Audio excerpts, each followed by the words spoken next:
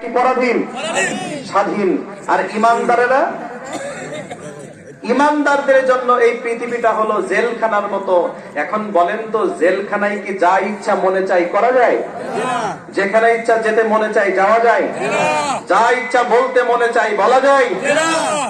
যায় না।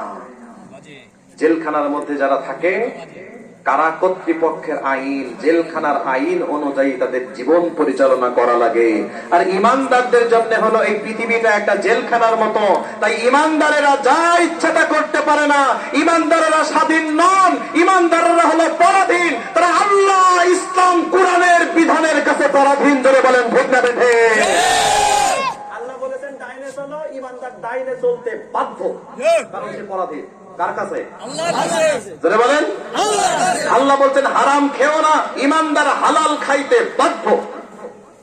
আল্লাহ বলেছেন অন্যের সম্পদ জোর করে